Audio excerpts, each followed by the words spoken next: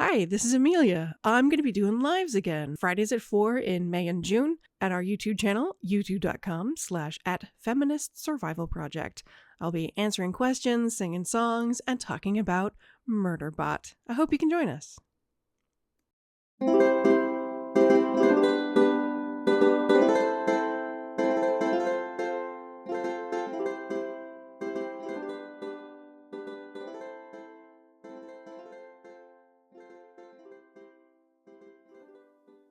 We're talking about masking and unmasking because we got requested to talk about it more and in more detail. So to prepare for that, I read a book. It's Devon Price's new book called Unmasking for Life. And you read his second book, Unmasking Autism. First book, Unmasking Autism. Second book, Unmasking. I thought his first book was Laziness Does Not Exist. Oh, autism-specific book. His autism-specific book. Yeah. Okay. So I also was like, okay, how to be specific about like what are the steps to unmask. And he begins talking about how to stop people pleasing, basically, and living transgressively. Okay, so let's start. First of all, if you're like, I don't know if I need to listen to a whole episode about masking and unmasking, and if that's the case, TLDL, I guess, too long didn't listen. The moral of the story is that masking is trauma response. You do it in order to feel safe, and it's not good for you because it causes all this dissonance. There's a gap between who you truly are and who you're pretending to be, and that causes stress in the body, which causes all kinds of physical illness and mental health issues. And so you unmask in places where you feel safe enough. Yeah. And that is all in our first episode about masking. Right. And people-pleasing and awareness of safety in your body are one of my struggles with these books is that they're really good descriptions of Amelia's autism.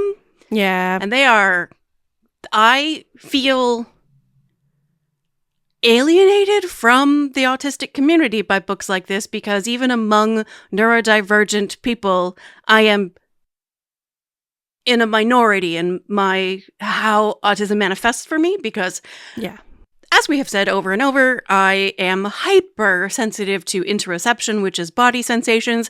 And as a result of that, I think I am also quite sensitive to what Stephen Porges calls neuroception, which is a feeling of safety or safety's absence in the body. Right. And I am less tuned into people-pleasing and performing according to the rules and sacrificing myself so that other people can feel happy. It's just not how I do. Yeah. And when books that are about autism don't talk about me, I mean, anybody would be like, well, that makes me feel sad. I feel like anybody would be like, I picked this book up expecting it to be about me, represent me in a way I don't feel represented. And I... Yeah, that's understandable. And truly only half of people with autism have alexithymia. There just isn't much talking about those who are on the absolute other end of the spectrum. Mm-hmm. And we've talked about in the car accident episode, we talked about how I experienced my hypersensitivity to interoception as a way that I felt different in a work setting. Yes. Because it was weird that I had so much body awareness and I didn't know that wasn't... You really didn't know that wasn't typical. I really didn't. You really didn't know.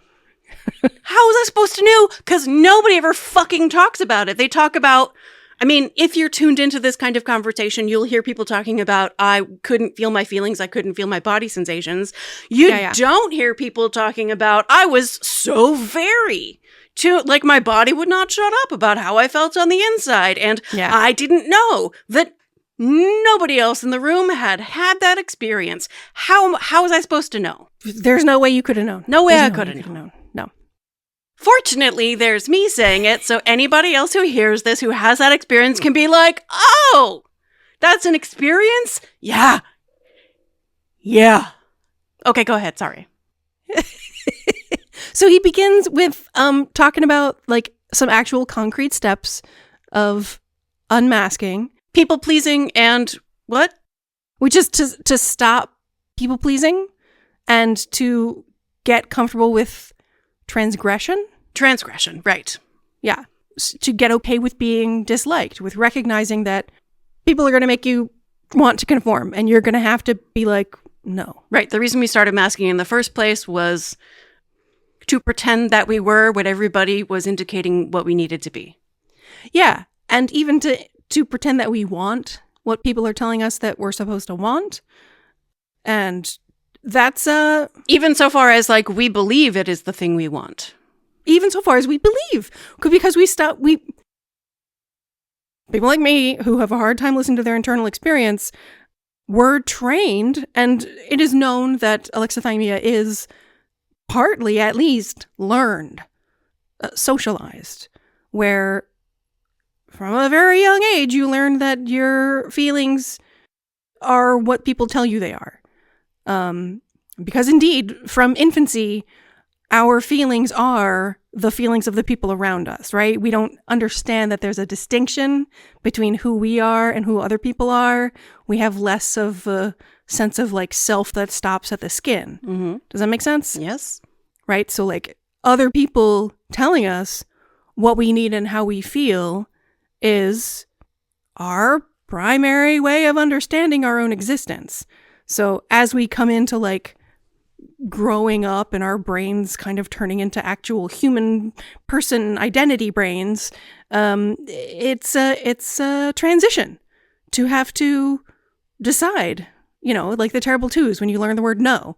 It's like this magical decision to get like, oh, what other people say might not be it, might not be the thing. And I can be like, no.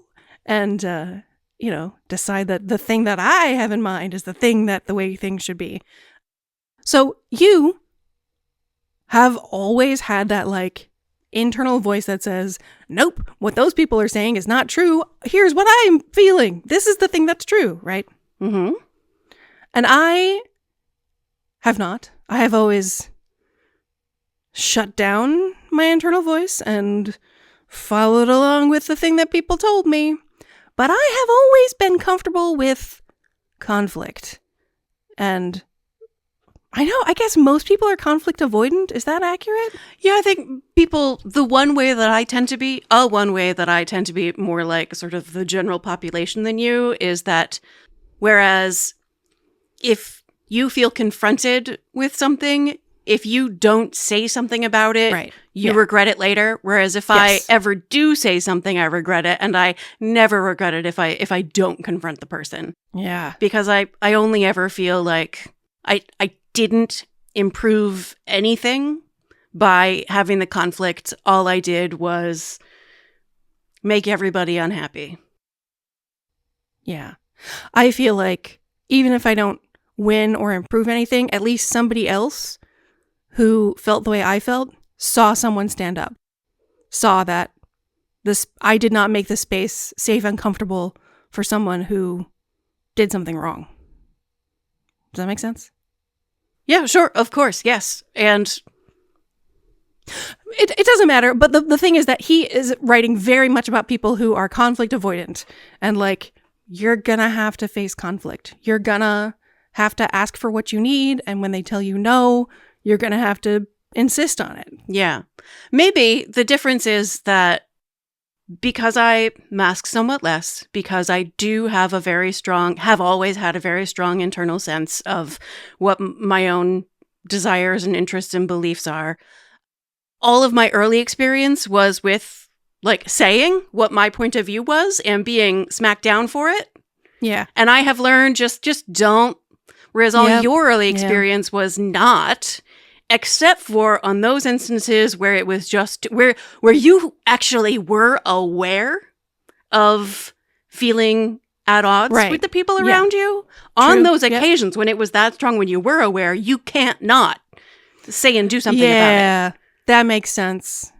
Yeah.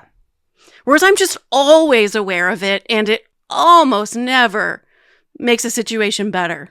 Yeah. And I think Devon Price is writing from a point of view of like, who needs this information the most and addressing them and their needs. Yeah. So somebody who is both alexithymic, has alexithymia. Is alexithymic and is a people pleaser. And is a people pleaser. That's the person who needs this information the most. Because that's a person who both is not aware of their internal experience. Right. And has shut down their internal voice in order to make space for recognizing what other people need from them. Yeah.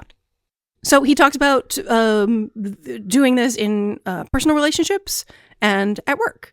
And in terms of personal relationships, of course, that begins with family. And he writes a lot about his own family and the ways that his unmasking journey was stymied by negative interactions with his family or supported by positive interactions, and the ways that he can tell them, this is a thing that's true about me, and kind of like ride the wave of their denial and grief and anger, and then just like get to the other side. And that means that they're his family and they now are all good. Does that make sense? Sure, yeah. As we begin unmasking... Except for the people who aren't all good, in which case they're no longer in his life. Exactly, yeah. That's... Yep. It's been a challenge for people who know us pre- and post-diagnosis as we've gone through the process of unmasking. Yeah. Like, I had an interaction with a family member where I was like, let me put on the mask and show you what that looks like. And man, that person's response when I put on the mask, I put a little smile on, I made eye contact and like brightened my voice and talked about things they were interested in.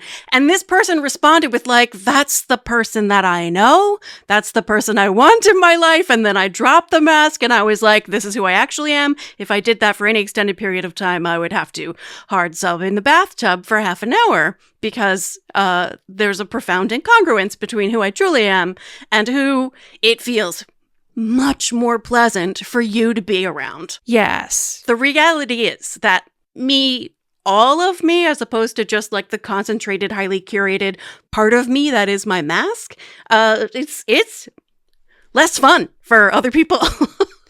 100%. I have had specific requests from people also to be like, how can you just be that other person? Could you please just mask? Could you just be that other person for a little while?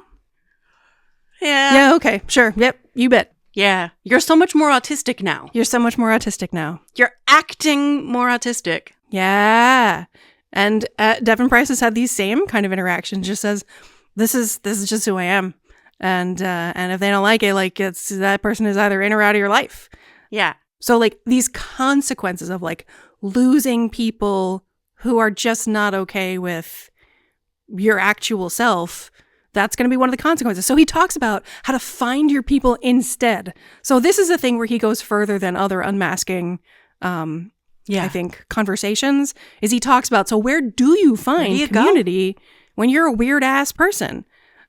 Like, he's talking about, think of ways you can turn because you need community and connection. Everyone does. Everyone does. Finding it when you're a weird ass person is more difficult. Thank God I'm an introvert. Yeah. Can you imagine? Oh, having to find. So he talks about ways you can create social connection out of your special interests, meetups. He talks very specifically and a lot about the queer and kink community and how welcoming they are and how neurodivergent they are. Yep. And you can explain better than I can, like how and why the queer and kink community are so welcoming to neurodivergent people and people who are just like weird ass people. Okay. So, people who are members of the queer community, LGBTQIA2+ folks, have themselves almost always had to go through a process of recognizing that who they truly are is different from who they were raised that they were supposed to be. They were raised in the context of heteronormativity, of compulsive heterosexuality, had to Yeah. recognize who they actually are and decided to live that and live within the LGBTQIA2+ community. And so, like, game recognizes game. They're going to acknowledge that a person who is going through that process of disentangling themselves from compulsory heterosexuality is going through a process of figuring out who they truly are. Yeah. And that person is really different. And even more so in the kink community, coming to acknowledge that, like, these are preferences that you have and desires that you have. Kink, because one, sensation play. So there's 3 diagnostic criteria for autism, right? There's the rigidity, like having routines and doing things always the same way kind of thing. There is social differences, and there are sensory differences. All 3 of those are a pretty darn good fit with the kink community, particularly the kink community at its best. There's going to be explicitly negotiated rules for consent. Yeah. There's going to be really different kinds of sensations than what most people are taught to expect from a sexual encounter or an erotic experience. And those sensory differences are welcomed and considered a normal part, which they absolutely are, a normal part of human sexuality. So it's absolutely, and there's research on this that shows that Yeah, exactly. neurodiverse people, specifically autistic people, are more likely to identify as kinky and participate in the kink community. Yeah, just as there's research that shows that more neurodivergent people are queer, some kind of LGBTQIA plus identity. And he goes through the same explanation we understand, which is that once you know how weird you are, like, you're just more open to being like, and here's all the rest of me. Exploring all the dimensions of your weirdness. Yeah. Yeah. If you have the kind of brain that's like, the rules I don't understand these rules. Why are these the rules? You start recognizing the ways that you've internalized those rules, and you work on the process of dismantling the ways those rules have taken root inside you. Yeah. And he, like me, has a feeling like more neurotypical people, especially allistic people, are sort of limited by their natural acceptance of the rules. Yes. And they would be more queer. Yes. If they would be more out as queer if they didn't just like find it so easy to follow the rules. Yeah. Okay. So he talks about personal relationships, that like as you come out as unmasked and start like stimming in public and, you know, finding community to obsess about your obsessions with, you're gonna change the people in your life. Some people are gonna come, some people are gonna go, and that, you know, that's gonna be a consequence of of being unmasked in real life. There's transgression has consequences. You might live further on the fringes of mainstream society. And that's comfortable and good because your bubble is still your bubble. Just because it's not the Uber bubble, you know, the main herd, you're in your own little herd, and that's safe too. So then he talks about work consequences. Now, with autism being classified as a disability, like in terms of the government and stuff, employers are mandated to make accommodations. But there are lots and lots of stories of the ways that autism is used as an excuse to fire people. He also mentioned in passing that if you are an immigrant, autism can be used as a reason to deport you from certain countries, which I did not know. And I Googled that shit because I was like, what? It's true. Turns out, Turns out there are news stories about people being deported from the UK, New Zealand, Australia due to, like, because apparently autism is like a burden medically. Yep. Yeah. So that was intense to learn. Yep. Socialized medicine has a cost in terms of being an immigrant to a country, because if you have a diagnosed disability, you are a higher support need, and that means you're more expensive. And somebody like us could probably move to those countries and be okay because we're going to contribute to the economy in a way that pays for our presence. Yeah. But what it has meant, there's a particular story that was told about like an 8-year-old girl who's autistic and her mother's a doctor and her brother's developmentally typical. And yet this the 8-year-old girl alone was going to have to be deported. And the mom is like, how? Yeah, this is inhumane. So that was a terrible story. But there are more structural injustices against autistic people than I even had known. And that was a disappointment to me. So there is a structure of work that is you interview for a job, you apply for a job, you interview for a job, and then you get the job and you work at the job. Yep. And being an unmasked autistic person, interviewing for a job, I have not interviewed for a job really since I've been diagnosed with autism. But I definitely am feeling the feelings of like, if I'm unmasked in an interview, people will not like you. No. So apparently there's research that he cites that if interviewers are talking to a person who is autistic, that person is less likely to get a job, to be offered a position, to get a second interview. That person is unlikable and people can't articulate quite why. Yeah. It's just like, that's kind of a weirdo. But if they know that the person they're talking to is autistic and they can be like, oh, that's why this person is weird, they tend to hire that person more often and to have more positive feelings about that person. And it's so if the person is high masking or not, the same is true. So if a high masking autistic person is masking and doing everything they can to appear, heavy air quotes, normal, they will still be perceived as less likable. But when people know that high masking autistic person is masking their autism, they do have more positive feelings about that person. Yeah. Yeah, which is great. And I have not had that experience. What I've had the experience of is people enjoying my mask in an interview and my mask being very effective. And then there's having the job. And that gets more complicated. Especially, he talks about specifically if you're diagnosed while you're working a job and you're like, oh, it turns out I'm autistic and if I'll do better, I'll work better and I'll be more effective if I have these accommodations. And then the employer uses those accommodations as a reason to fire you. Yep. And a lot of times, I've been fired from some jobs. I've been fired. And, fit. Not a good fit. Not a good fit. For the social, for the vibes. And you know what? They're not wrong. They're not wrong. I just didn't know that vibes were criterion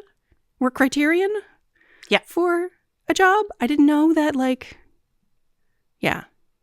And as Devon Price talks about, when you point out that part of a community culture is like, oh, being social at work is labor. It's emotional labor that you're requiring of me, but it's an unspoken requirement. Mm-hmm.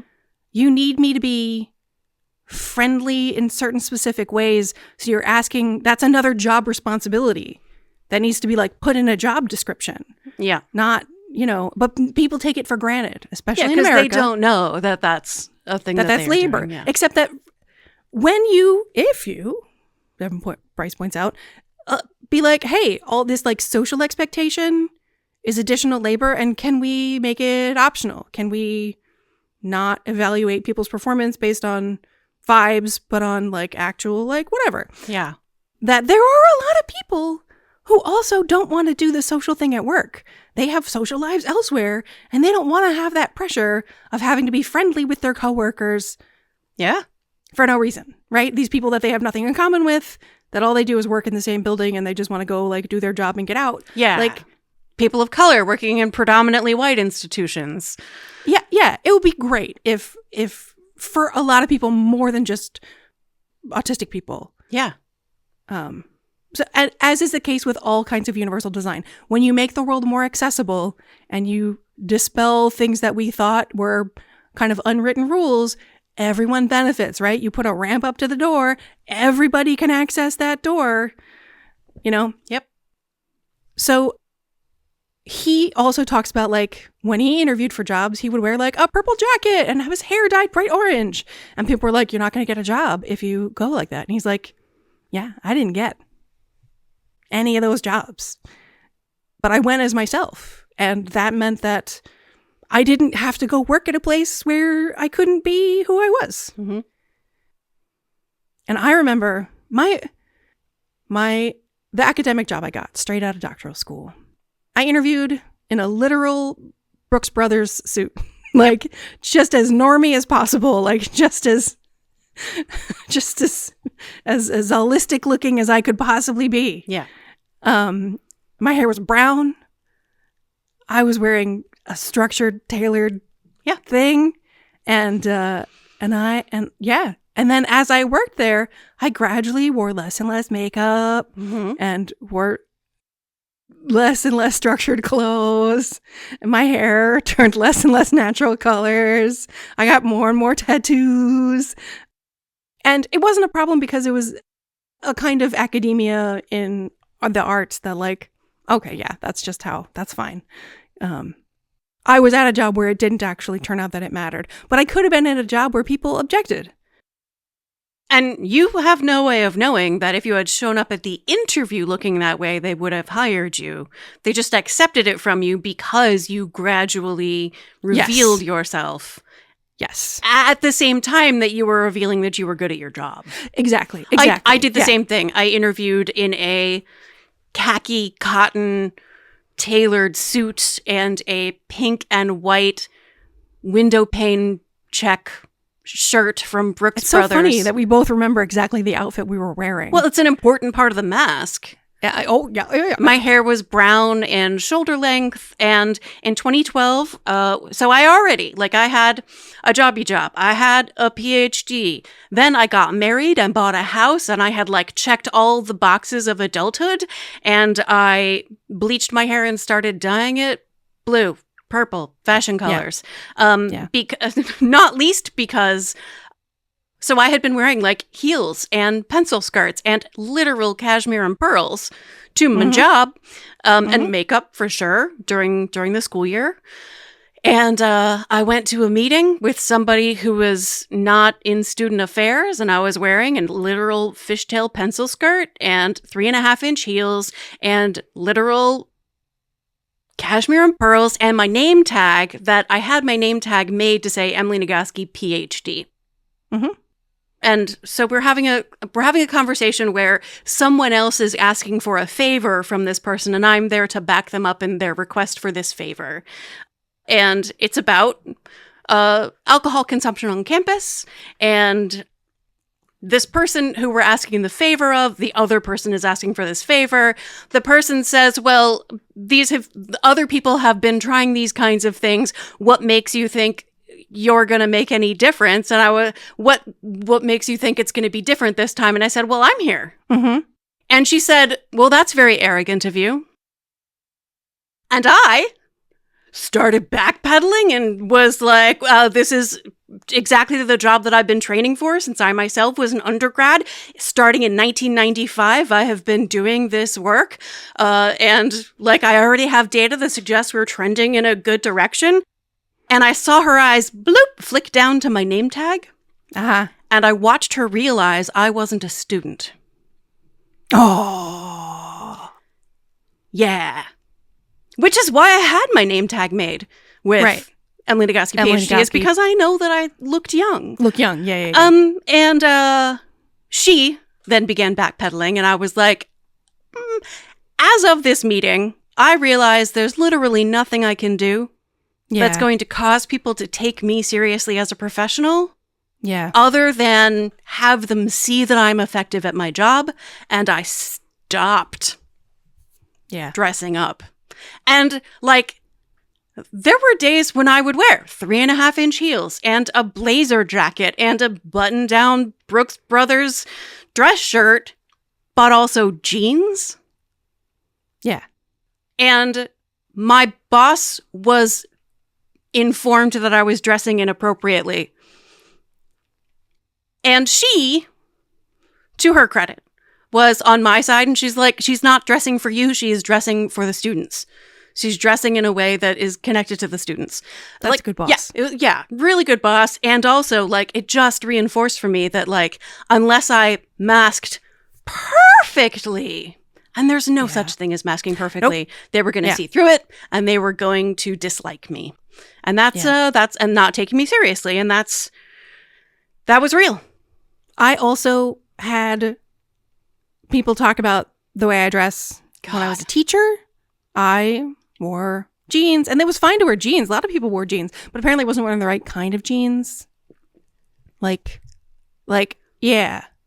And there were multiple, like, addressing a large crowd and kind of making eye contact with me. And I thought, they're not talking to me.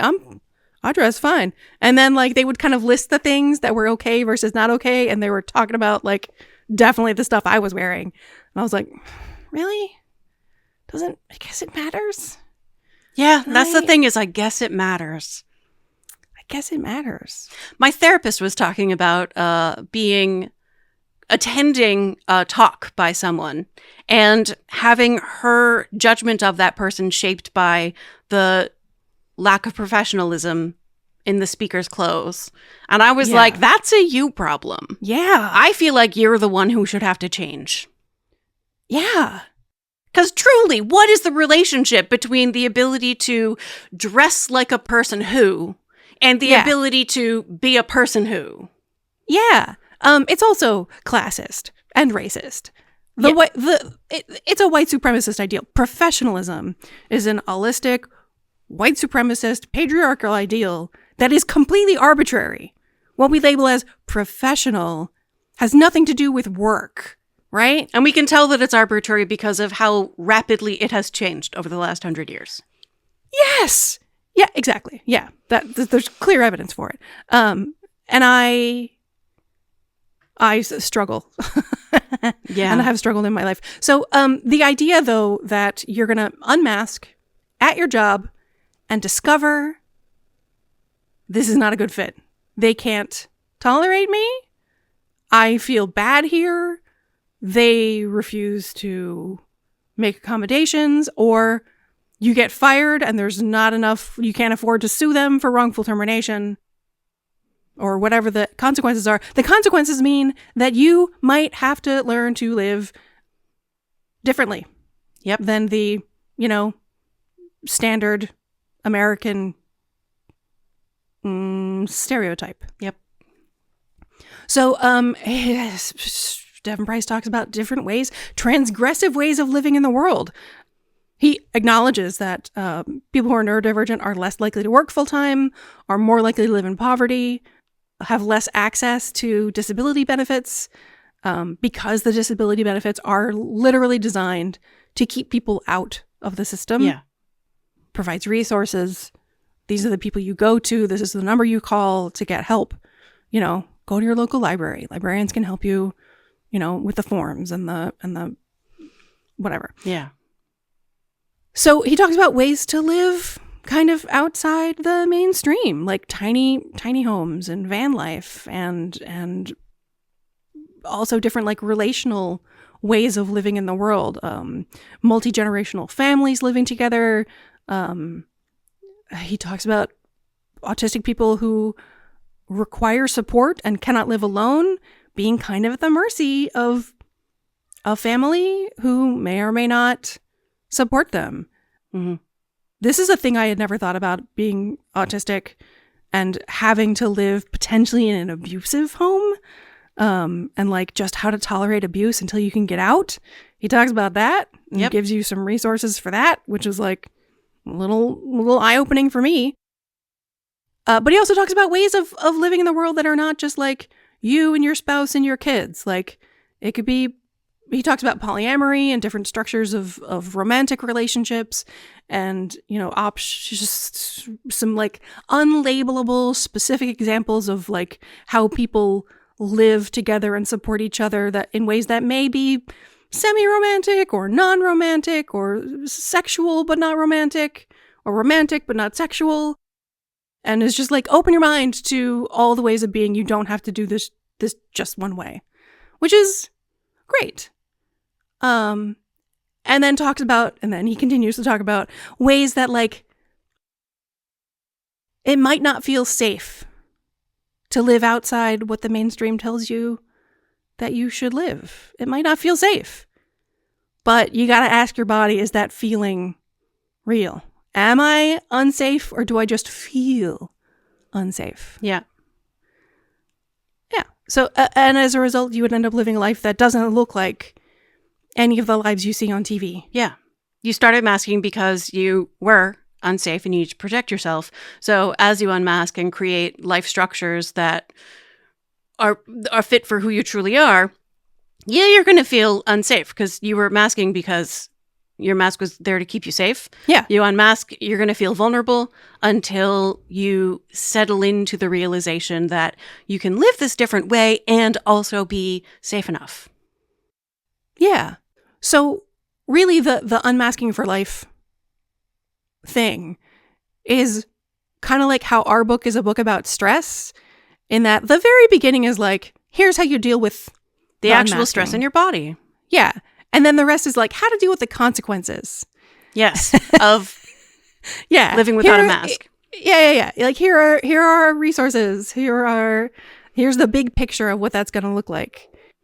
I love that he doesn't idealize it, and then he doesn't assume it's going to go well. He doesn't even say that your current situation is tolerable. Yeah. And he doesn't, and the book is not a book about what are the steps to unmask. It's like, get comfortable with being disliked, get comfortable with confrontation, and then here are the consequences. Of transgressing, which of course there are. Yeah.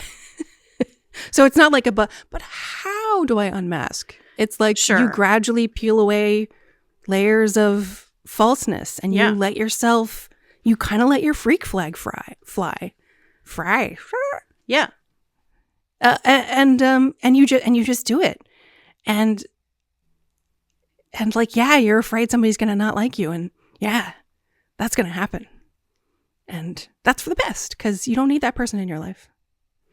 There is another brand new book by an ADHD therapist, Megan Anna Neff, called The Autistic Burnout Workbook. Yeah. Which has a whole section on much more like specific how to unmask. I feel like I need to mention here that at the very end of Unmasking for Life, he quotes you as one of the authors of Burnout, The Secret to Unlocking the Stress Cycle, that like you say somewhere that your diagnosis came as a relief, and kind of explained why things are hard for you that aren't hard for other people. When was this book published? This year, 2025. Oh, I said it in the New York Times article. Oh, you said in the New York Times article. Okay, that would be why. Okay. That would be why he quotes you and your diagnosis instead of me, who made a whole goddamn YouTube channel about autistic burnout. And I guess wasn't going to like pause and be like, the other co-author, that's an identical twin. There's a 90% likelihood that if one twin is diagnosed, the other twin will also be diagnosed. Maybe I should investigate whether or not other author of this book, who has a 90% chance of being autistic, is autistic. He has no responsibility to do that. Of course not. But when there's a nice, convenient New York Times article to quote, of course. Yeah. Yeah. Anyway, so he does talk about autistic burnout. How does it feel to be my vestigial toe? It's totally fine. It's totally fine. It's great. You paid for the cabin we stayed at for our birthday. Yeah. It's good to be your vestigial toe. Very fancy. Yeah. And probably the last time I'll be able to go for many years. A long time. Yeah, I'm not going to fly again for a while. Not for a while. So I thought I would say just like tiny little bits and pieces. If having a workbook about autistic burnout seems like something that would be helpful for you, I feel like this would be helpful. There's a whole section on sleep that I intend to dive into very deeply because, as I've mentioned multiple times over the course of this calendar year, my sleep is fucked. And has been for, I look back on it, about 5 years. Oh, really? Yeah. It's been a while since I have reliably slept well. There have been like windows of time when my sleep was better than at other times, but there's been a lot of awake for 2 hours in the middle of the night, unable to fall back asleep. Well, that doesn't seem... That's just like first sleep, second sleep, 2 hours in the middle. 2 hours is more than it should be. Okay. Yeah. It's a lot. So masking, the ways of unmasking. And there's like cool things about like... Wait, you were going to tell us the author of this. It's a workbook called The Autistic Burnout Workbook. Right, by Megan and Neff. Doctor? And a Neff? Megan, Anna, Neff. Okay. Megan and a Neff is what I heard. It is. It's Megan and Neff. You need some glottal stops in there. Megan, Anna, Neff. Neff. Megan, Anna, Neff. That's really fun to say. I'm sorry, we're not making fun of your name. It's just awesome. So she writes about the masking paradox, how it makes it harder. This is a quote. It makes it harder to get the accommodations you need for handling daily stressors. Yeah, nailed it 100%. Masking requires overriding your natural instincts to self-soothe. So one of the things I discovered about my mask happened very recently when I watched The Extraordinary Attorney Woo, which is a South Korean show on Netflix about, I would say, ASD level 2 autistic attorney, lawyer, who is a savant at the law, who has memorized law books by the age of 10, and who is low masking, like doesn't mask, stims visibly in meetings, struggles with the transition of stepping from like a hallway into a room, and manages that struggle of the transition from one space into another space by like counting to 3, taking several steps, and then stepping in. And like every doorway, we see this happen over and over and over again. And the way that Youngwoo walks was a revelation to me, because it was how my body feels on the inside, which is a contrast to the way that I attempt to move my body. You and I had dance lessons our whole childhoods. We had dance lessons our whole childhoods, and I learned how to move my body in a structured way so that I wasn't moving my body in an autistic way, to be honest. So that a lot of times I would notice that I was swaying and I would stop myself from swaying. I would notice that I was like walking too fast. I would notice that I was moving my body in stimming with my hands, unable to sit still in my chair. And a lot of that stuff, particularly as I transitioned through college and into grad school, I learned how to mask my whole body. And it was only this year, watching The Extraordinary Attorney Woo and feeling as I watched how her body moved, that's what my body feels like on the inside, that my mask is not just my face and my vocabulary and like that sort of like social performance. It was my posture. It was my walking gait, that my mask is all of this stuff. And a lot of it was denying my body the stimming that it was longing for. And the reason I was so dysregulated after spending a bunch of time in public is because I was masking that stuff, and I wasn't even masking it that well. Yeah, that's the thing about masking. People who were paying attention absolutely could tell. Like, if I'm leading a whole day workshop, I'm not going to be able to mask my whole body all day. Yeah. And I train a lot of therapists, and like occasionally therapists would come up to me and be like, have you ever investigated blah, blah, blah kind of intervention? Because they could recognize all like the great big giant ball of energy that felt to them like anxiety and like partly was anxiety. They could recognize it in a way that, and like label it and talk to me about it in a way that like a general audience maybe couldn't. Does that make sense? Yeah, that's the thing about masking is that even when you mask really hard and make yourself acceptable, people can still tell you're different. People can feel, even subliminally, they respond to the work you're doing rather than to the result you come up with. Yeah. So just to give people the sort of broad strokes about the process, specific process of unmasking, as opposed to the consequences of unmasking, which is what Devon Price writes about. First of all, Megan and Neff writes about 2 tactics for mindful unmasking. First of all, of unmasking when you're by yourself. A lot of the reason why we mask has to do A lot of why we unmask has to do with feeling socially connected and a sense of belonging. So it's easier to begin the process of unmasking for a lot of us when we're by ourselves. And that was certainly my experience. And also becoming more strategic and thoughtful about when you do mask, because again, masking is a survival strategy. It's about being safe enough. Absolutely. And there are some places where you're not safe enough if you don't mask. And then she absolutely speaks my language when she talks about 2 principles of gentle unmasking. And those principles are the play principle and the pleasure principle. Play is the... Oh, there you go. Literally your language. Literally my language. So play, according to Jaak Panksepp's 7 primary process emotions, if you've read Come Together, you'll recognize this from the 2 big chapters about the emotional floor plan.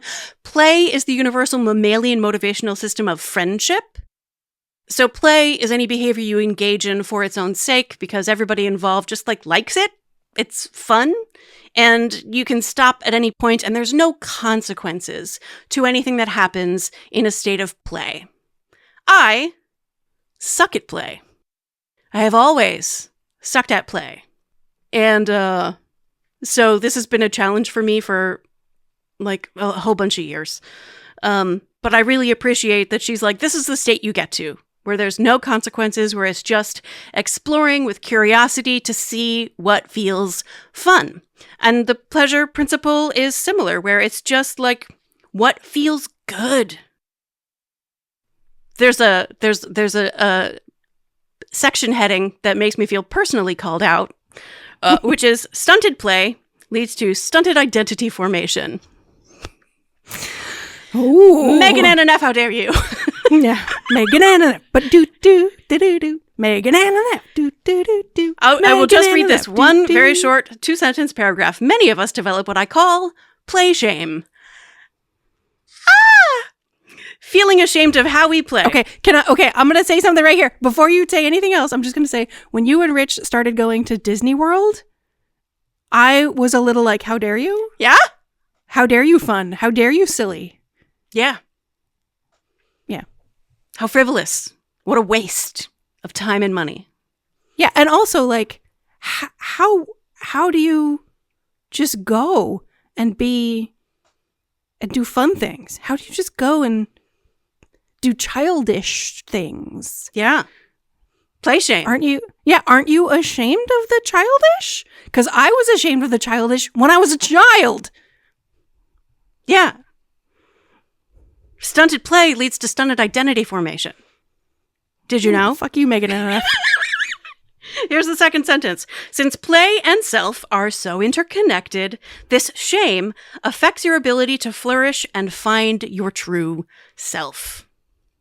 So the process of unmasking is sort of inherently the process of exploring what play feels like in your body and mind. And so there are exercises about reflecting on your experiences of play. If you can even identify what kind of games you like to play, like creativity, things that you are passionately interested in, social play, nostalgic play, being in nature, using your body, making a plan to play, which is always necessary. I struggle less with the pleasure one, but I think you probably struggle more than I do with the pleasure one, which is that when your radio signals about when your sense of what other people want and desire overwhelms your sense of what you want and desire, it's difficult to cue into your own signals and even know what feels good, which is the thing that a lot of people who are raised as girls experience. So, quote, the pleasure principle is the process of getting in touch with your pleasure and delight and learning to take your pleasure seriously. So a big chunk of unmasking, while a lot of my experience of unmasking was grief and pain, how wonderfully helpful to be a big part of the process of unmasking is getting in touch with what feels good in your body also. Yeah. Yeah. And there's not a lot that you talked about in Devon Price's book that's the potential consequences of living transgressively.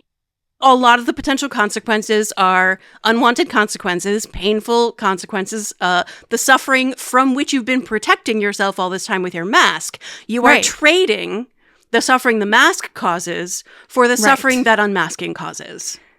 Exactly. And the reason we do that is because it actually ultimately, on balance, is better for us to unmask. Right, because masking is so bad for our health, our literal so bad health, physical health, not just I don't feel good, but like it will eventually destroy your organs. Yeah.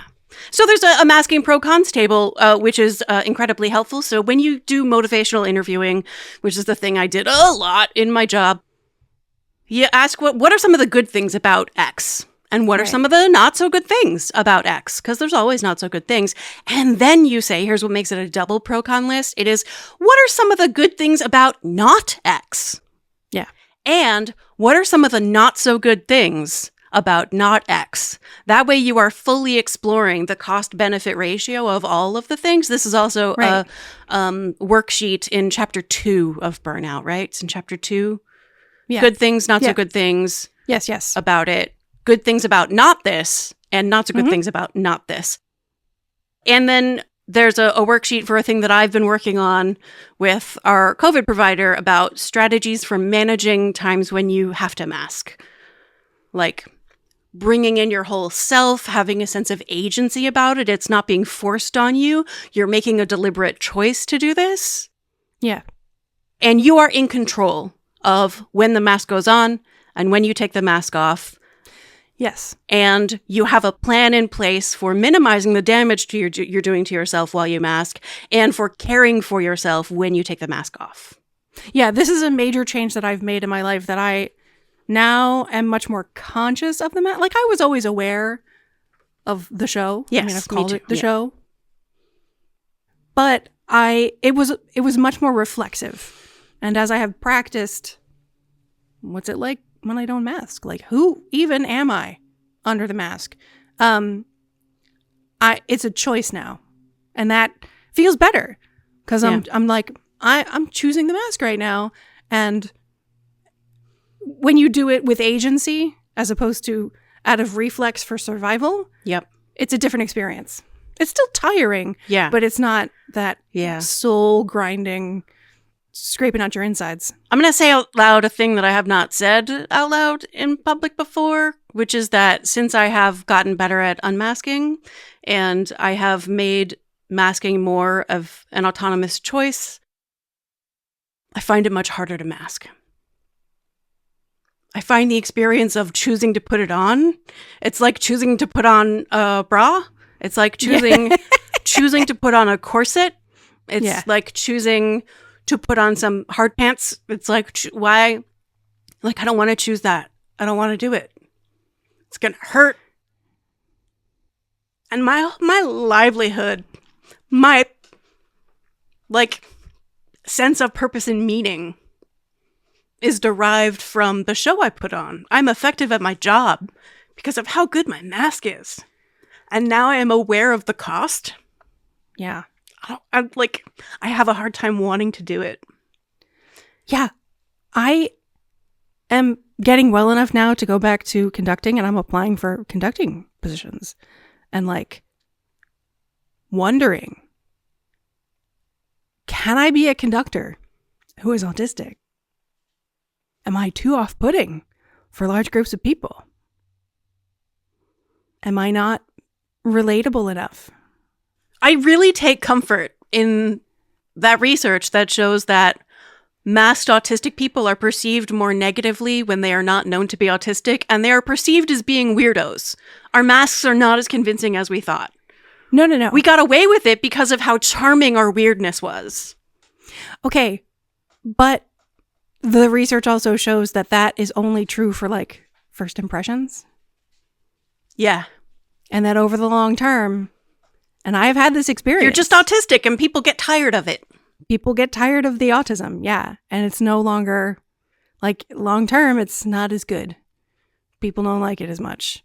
But I also feel like it's very possible that now that I know that I'm autistic, and I know when I'm masking and when I'm not masking, that it could also be true that I could be a conductor who is God, I'm so afraid. I'm so afraid.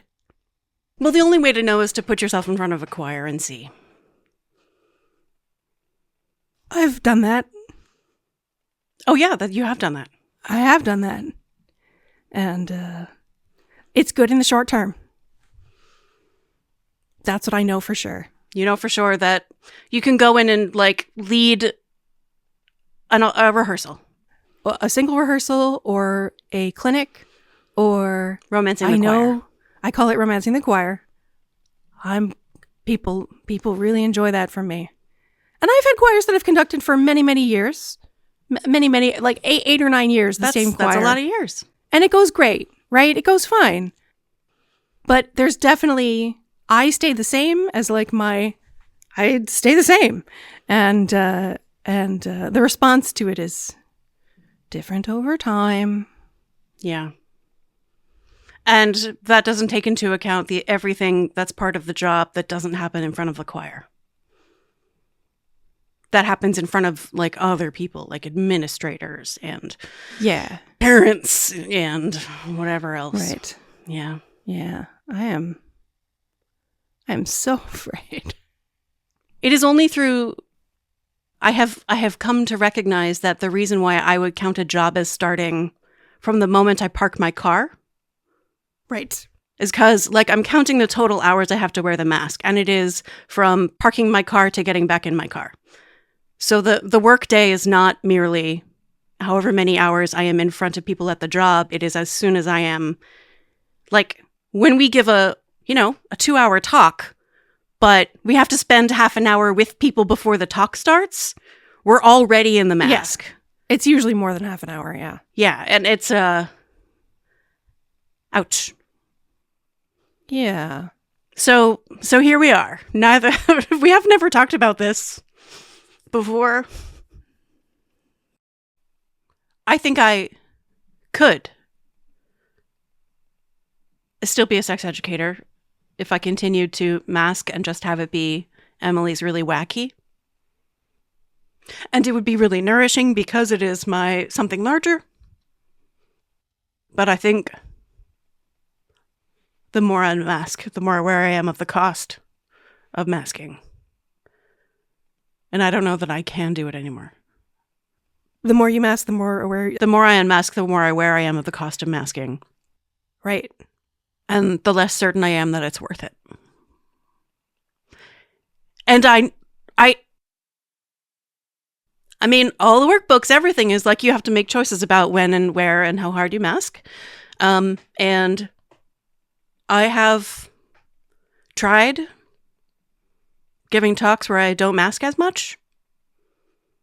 And people come up and tell me they're worried about me. You laugh. Yeah. People think I'm not okay. And it's like, I'm better than I was. Yeah.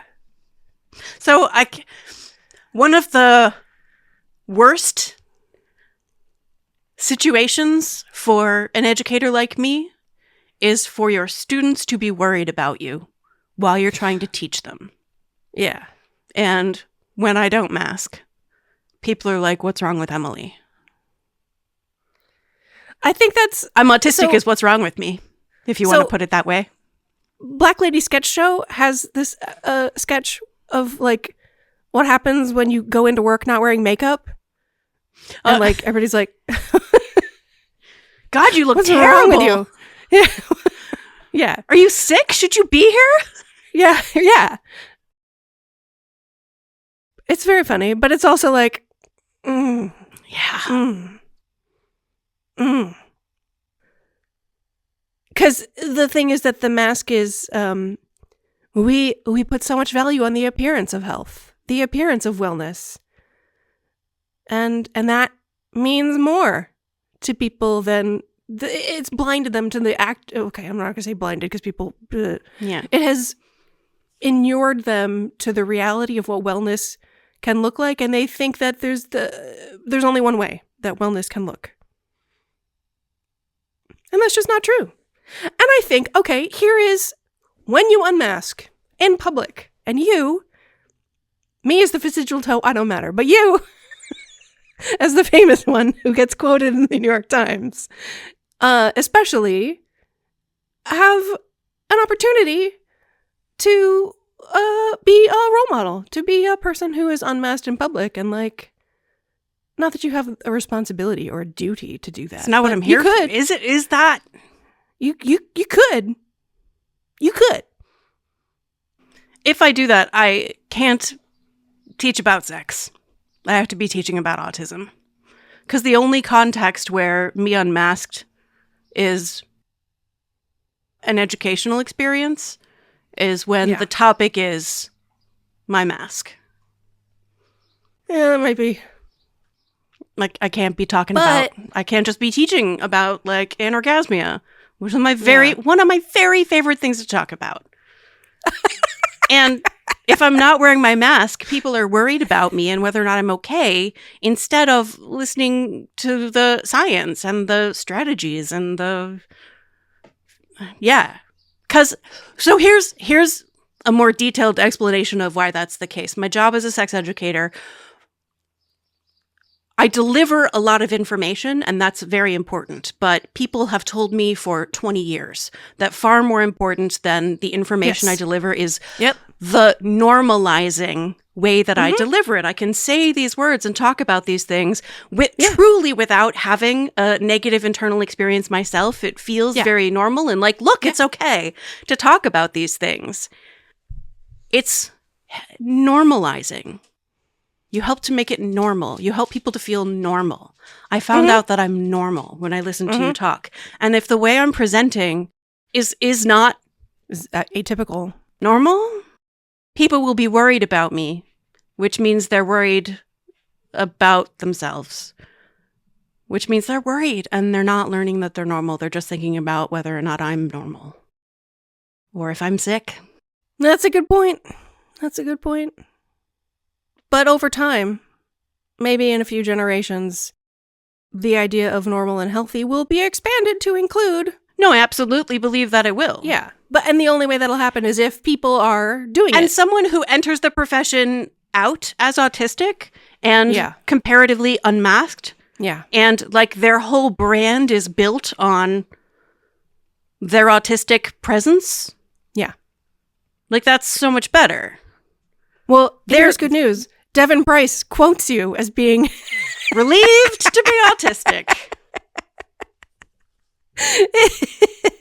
So he is like hyping up your brand as as the autistic science person. And he does not weirdly, because the New York Times article was about come together, right? Yeah. He doesn't say that you're the author of Come Together. He says you're one of the authors of Burnout. Well, yeah, because autistic burnout is a conversation, particularly among autistic people. And he quotes us in the context of talking about autistic burnout. Yeah. He quotes you, I should say. Yeah. Not talking about burnout, but talking about my own autism diagnosis, which like You're the author of this book about burnout, and you later found out you were autistic. So that sort of, post hoc makes it a book about autistic burnout. I mean, it kind of does, though. Yeah. And there are people who are like, no, autistic burnout is really different. And when they talk about autistic, we should do an episode about autistic burnout. No, we shouldn't, because it's the fucking same. Even Devon Price is like, yeah, so they're basically the same. The only difference is that for autistic people, burnout can lead to like regression of skills. Right, regression of skills and like sort of more like the stuff you struggle with as an autistic person becomes vastly more difficult when you are burnt out. And burnout is facilitated by masking, which is also true for people who are allistic, who are just like masking because of gender and masking because of classism and masking because of racism. We don't have to do an episode about autistic burnout because I literally made a YouTube channel and said all the things about autistic burnout. Yeah. I also feel like they're the same. I mean, like... No, they are the same. Certainly the physiology. Yes, the physiology is the same. The solutions are the same. Yeah. Except even more so. It's just amplified is all. Yeah. And like, maybe it's going to be less of the... Particularly because we did such a good job of... Like, there in the last chapter, we're like, there is a gap between who you truly are and who the world expects you to be. And you got this Madwoman whose job it is to try to, like, fill that chasm. Yeah. We do not need to do an episode on autistic burnout. We'd like name... Because we wrote a book. We did it. We did it already. We did it. Yeah. So just if you're autistic, just add the word, every time we say burnout, add autistic. And, just like, autistic. You're good. Because there is indeed a chasm between who you truly are and who the world expects you to be. And the chasm is just bigger and the cost is higher. Yeah, and your strategies are slightly different. And as Devon Price talks about, the consequences might go a little further. You might, like, all the things we say are true, and it might go a little further into, like, it's not just that you might live as, like, a different, you know, home structure, but it might be, like, one of these home structures that people think are weird. You might live in your car, and that might be okay with you. Yeah. You might turn to sex work, and that might be your solution, and that's your deal for now. Yeah. That's a great example of cost benefit analysis, because if you live in a place where sex work is illegal, but it's a way to be able to do work that is a fit for your energy maintenance and choices about when to mask and when not to mask, like, it's better for you, and it brings this extra legal risk, and that may be a beneficial net balance. Yeah. Yeah. So both of us are in a situation where we're beginning to confront how to do our work. Yeah. In a way that... I mean, so far, every time we work, I still do the show. 100%. Our show that we did in Cambridge. Yeah. That was... Our show... My show is less physical now. I have to do a lot more, like, sitting and stillness and, like, going to my wise old lady place. I do a lot more wise old lady. I feel I can get away with it now because I'm fatter now and have a little gray in my hair. a little tiny bit. So I feel like I can give wise old lady. I can give some crone. Yeah. And not have to be quite so Muppet. I can be Muppet crone. Yeah. Anyway, that's because of the physical disability. That has nothing to do with autism. I don't want to end on, like... I feel like we need a better way to end. So people asked about Unmasking, and I saw that Devon Price was putting out this book, and I was listening to it, and at the very end, he's like, one of the authors of Burnout, The Secret to It. And I'm like, oh shit, I'm so glad I read all the way to the end. Yeah. Because if I had not acknowledged the fact that What's it? Why? Because he's talking about autistic burnout. Okay. How masking leads to burnout. How autistic burnout is basically the same as burnout. And here's this book about burnout written by an author who didn't know she was autistic. And then found out she was and was like, it's a relief. And then told the New York Times. And it was 100% like... a huge relief to explain. This explains. This explains so much. Yeah. Hannah Gadsby has talked about what the diagnosis did for them. Yeah. They describe my experience very well, that, like, there are some things I am just never going to be good at. And I can stop beating the shit out of myself for not even being able to get up to, like, baseline with those particular skills. Yeah. I can fully embrace my strengths, the thing that I am good at, and allow myself to be terrible at these other things that I have spent years in therapy trying to understand why it was so hard and how come I could be so good at these things and just, like, struggle so hard with these other things and try so hard and still fail so much. So that's why it was an enormous relief, is because I could stop beating myself up for the things I am never going to be good at because I have a disability at that thing. I think this is a good way to end. Yes. Unmasking for Life, the book, has the highest incidence of the word orgy of any book I've ever read. I bet that's not true for me. I bet that's not true for you. Right. But it's surely true for me. Yeah. I can't imagine how an autistic person would navigate an orgy. just because there's so many people to keep track of, so many people's feelings to accommodate. Like, you don't want to know about. I don't know, and I don't want to know. You don't want to know. I don't know, and I don't want to know. I'm just going to say, I struggle with groups. Jeez, I don't want to know. You don't want to know. And I'm not going to tell you, because okay, that's boundaries. A great way to end. That's for sure. That's there. for sure. I struggle with groups. Yeah. Thanks for listening. Cue the ukulele.